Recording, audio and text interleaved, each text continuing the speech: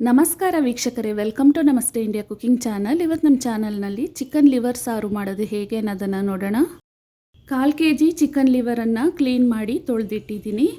ಇದರಲ್ಲಿ ಅರ್ಧ tea spoon ಉಪ್ಪು, 1 ಟೀ ಸ್ಪೂನಷ್ಟು ಅಚ್ಚ ಖಾರದ ಪುಡಿ ಮತ್ತು ಧನಿಯಾ ಪುಡಿ ಮಿಶ್ರಣ, 1/4 ಟೀ ಸ್ಪೂನ್ ಅರಿಶಿನದ ಪುಡಿಯನ್ನು ಹಾಕಿ ಚೆನ್ನಾಗಿ ಮಿಕ್ಸ್ ಮಾಡಿಡ್ತಾ ಇದ್ದೀನಿ.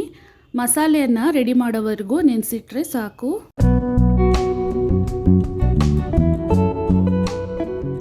ಒಂದು ಮಿಕ್ಸಿ ಜಾರ್ನಲ್ಲಿ 2 ಟೇಬಲ್ ಸ್ಪೂನಷ್ಟು ಧನಿಯಾವನ್ನು ಹಾಕ್ತಾ ಇದ್ದೀನಿ, 1 ಟೇಬಲ್ ಸ್ಪೂನ್ ಕಾಳು ಮೆಣಸು, ಅರ್ಧ ಟೇಬಲ್ ಸ್ಪೂನ್ ಜೀರಿಗೆ, ಅರ್ಧ ಟೇಬಲ್ ಸ್ಪೂನ್ ಸೋಂಪು ಕಾಳು, 2 ಚಿಕ್ಕ ತುಂಡು ಚಕ್ಕೆ, 8 ಲವಂಗ, 1 ಟೀ ಸ್ಪೂನ್ ಕಸೂರಿ ಮೇಥಿ ಮತ್ತು 2 ಏಲಕ್ಕಿಯನ್ನು ಹಾಕಿ ಇದನ್ನು ನುಣ್ಣಕ್ಕೆ ಪುಡಿ ಮಾಡ್ಕೊಳ್ತಾ ಇದ್ದೀನಿ. 1 ಮೀಡಿಯಮ್ ಸೈಜ್ನ ಈರುಳ್ಳಿ, 1/2 ನಾಟಿ ಟೊಮ್ಯಾಟೊ, 1 ಮೀಡಿಯಮ್ ಸೈಜ್ನ ಬೆಳ್ಳುಳ್ಳಿ ಎಷ್ಟು ತೊಗೊಂಡಿದ್ದೀವೋ ಶುಂಠಿಯನ್ನು ಅಷ್ಟೇ ತೊಗೊಬೇಕು. ಇದನ್ನೆಲ್ಲ ಸಪ್ರೇಟಾಗಿ ರುಬ್ಬಿಟ್ಕೊಂಡಿದ್ದೀನಿ. ಅರ್ಧ ಈರುಳ್ಳಿಯನ್ನು ಚಿಕ್ಕದಾಗಿ ಕಟ್ ಮಾಡಿ ಇಟ್ಕೊಂಡಿದ್ದೀನಿ, 2 ಬಿರಿಯಾನಿ ಎಲೆ ಮತ್ತು ಕಟ್ ಮಾಡಿರುವ ಕೊತ್ತಂಬರಿ ಸೊಪ್ಪು. ಒಂದು ಬಾಣಲಿಯಲ್ಲಿ ಎಣ್ಣೆಯನ್ನು ಹಾಕ್ತಾ ಇದ್ದೀನಿ, ಅಂದಾಜಿಗೆ 125 ml ಅಷ್ಟಿದೆ. ಎಣ್ಣೆ ಬಿಸಿ ಆದಮೇಲೆ ಮೊದಲಿಗೆ ಬಿರಿಯಾನಿ ಎಲೆಯನ್ನು ಹಾಕ್ತಾ ಇದ್ದೀನಿ. ಇದಾದಮೇಲೆ ಕಟ್ ಮಾಡಿರುವ ಈರುಳ್ಳಿಯನ್ನು ಹಾಕ್ತಾ ಇದ್ದೀನಿ. ಇದನ್ನು ಕಂದು ಬಣ್ಣ ಬರೋವರೆಗೂ ಚೆನ್ನಾಗಿ ಹುರ್ಕೊಬೇಕು. ಇವಾಗ ರುಬ್ಬಿರುವ ಈರುಳ್ಳಿ ಪೇಸ್ಟನ್ನು ಹಾಕ್ತಾ ಇದ್ದೀನಿ. ಇದನ್ನು ಸಹ ಕಂದು ಬಣ್ಣ ಬರೋವರೆಗೂ ಚೆನ್ನಾಗಿ ಬಾಡಿಸ್ಕೊಬೇಕು.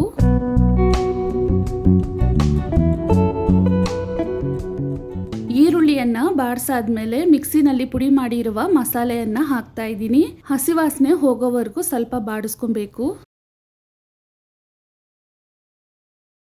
ಇದಾದಮೇಲೆ ಶುಂಠಿ ಬೆಳ್ಳುಳ್ಳಿ ಪೇಸ್ಟನ್ನು ಹಾಕ್ತಾ ಇದ್ದೀನಿ. ಇದನ್ನು ಸ್ವಲ್ಪ ಬಾಡಿಸ್ಕೊಬೇಕು. ರುಬ್ಬಿರುವ ಟೊಮೆಟೊವನ್ನು ಹಾಕ್ತಾ ಇದ್ದೀನಿ. ಇದರ ಹಸಿ ವಾಸನೆ ಹೋಗೋವರೆಗೂ ಚೆನ್ನಾಗಿ ಬಾಡಿಸ್ಕೊಬೇಕು. ಇವಾಗ ಚಿಕನ್ ಲಿವರನ್ನು ಹಾಕ್ತಾ ಇದ್ದೀನಿ. ಇದನ್ನು ಮಸಾಲನಲ್ಲಿನೇ 10 ನಿಮಿಷದವರೆಗೂ ಬಾಡಿಸ್ಕೊಬೇಕು.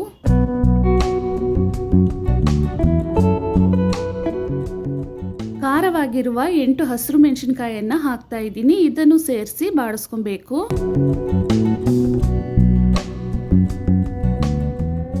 ಸ್ವಲ್ಪ ನೀರನ್ನು ಹಾಕಿ ಚೆನ್ನಾಗಿ ಮಿಕ್ಸ್ ಮಾಡಿಬಿಟ್ಟು 5 ನಿಮಿಷದವರೆಗೂ ಇದನ್ನು ಕುದಿಸ್ಕೊಳ್ತಾ ಇದ್ದೀನಿ.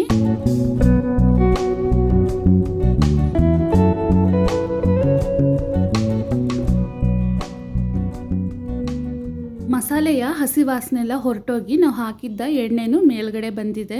ಲಿವರ್ನು ಸಹ 1/4 ಭಾಗದಷ್ಟು ಬೆಂದಿರತ್ತೆ.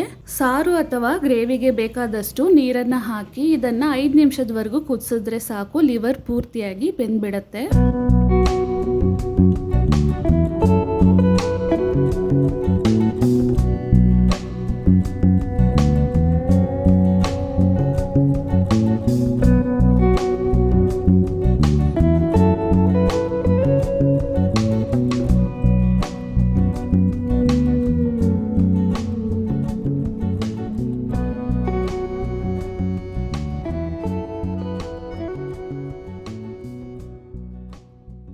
ಇವಾಗ ನೋಡಿ ಲಿವರ್ ಪೂರ್ತಿಯಾಗಿ ಬೆಂದಿದೆ. ಕಟ್ ಮಾಡಿರುವ ಕೊತ್ತಂಬರಿ ಸೊಪ್ಪನ್ನು ಹಾಕಿ ಸ್ಟವನ್ನು ಆಫ್ ಮಾಡಿಬಿಡ್ಬೋದು.